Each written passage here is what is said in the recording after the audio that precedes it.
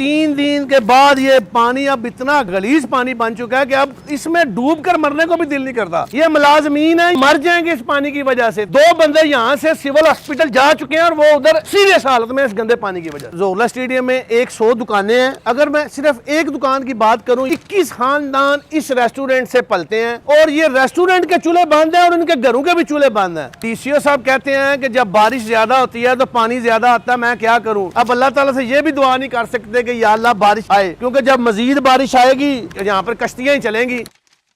आज 3 दिन हो गए हैं गुजरात में बारिश रुके हुए। 3 दिन के बाद भी ये हाल है। इधर पानी है और ये बदबूदार पानी है जो इतना जहरीला बन चुका है कि मैं बता नहीं सकता। हमारी दुकानें, सारी दुकानें 5-5 फुट पानी खड़ा है। डीसीओ साहब की तरफ जाएं तो डीसीओ साहब कहते हैं जी चौधरी शाफे और सालक का फोन करवाएं। चौधरी शाफे और सालक को हम कहाँ से ढूंढें? वो चीफ ऑफिसर साहब इन्होंने कल तब्दील किए हैं, अभी नए आए हैं फयाज वड़ाइश साहब, फिर भी यही हाल है। ये सारे दुकानदार के मुलाजमीन है। दुकानदारों ने बोला जी हमारे पास गाहक ही नहीं आ रहे तो आप फारिग हो जाएं। इनके घरों का चूल्हा कैसे चलेगा? जोहला स्टेडियम में 100 दुकानें हैं।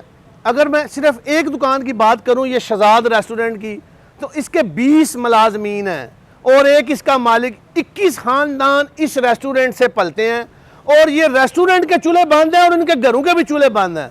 और 70% ट्रैवल एजेंसी हैं जिनके कंप्यूटर फर्नीचर मुकम्मल तबाह हो गया। अब अल्लाह ताला से ये भी दुआ नहीं कर सकते कि या अल्लाह बारिश आए, क्योंकि जब मजीद बारिश आएगी यहाँ पर कश्तियां ही चलेंगी।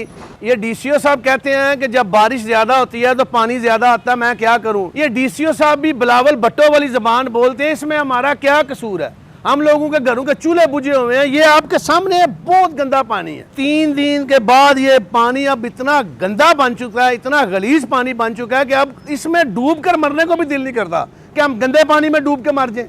लिहाजा डीसीओ साहब आप खुद आए, इधर बैठे, आपको पता चले कि एक आम बंदे का मसाइल क्या है। आप दफ्तर में बैठ के सिर्फ यही कहते हैं कि अगर इनका तल्लक चौधरी शुजात, चौधरी शाफे, चौधरी सालक से है तो इनका काम होगा, अगर नहीं है तो नहीं होगा। फिर मार दें गुजरात को, शाफे सालक को बुलाएं और उनको बताएं ये है, ये हाल है, मारने लगूं मैं गुजरात को। गुजरात शहर में हमेशा ये जिला इक्तदार में रहा है।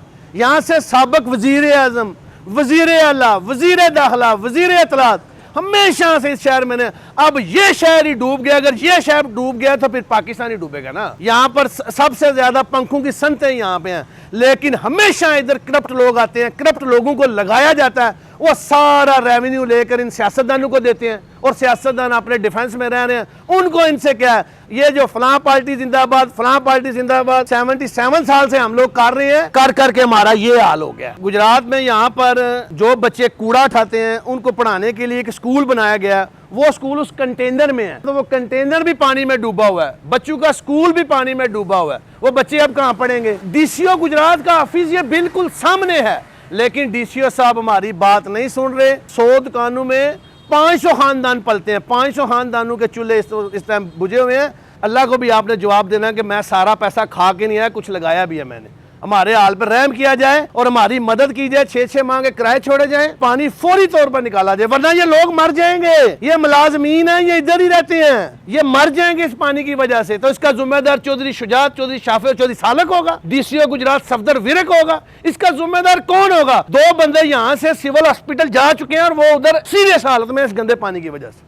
इस अगस्त हम मना रहे हैं आजादी के 77 साल और सेठीज दे रहा है नाकाबिले यकीन कीमतों पर खरीदारी की आजादी। तो आज ही अपने करीबी सेठीज के स्टोर का विजिट करें और हासिल करें 77% तक का बड़ा आजादी discount. Sethi's, a complete family store.